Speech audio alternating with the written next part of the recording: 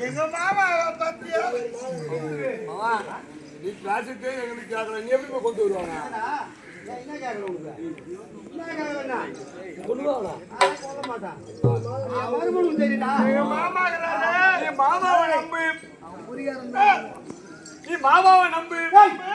உனக்கு வரும் தம்பி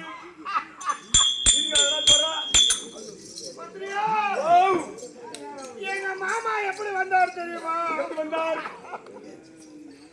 என் தாயாருடைய காந்தாரியை என் தந்தை திருத மகாராஜன் திருமணம் செய்கின்ற போது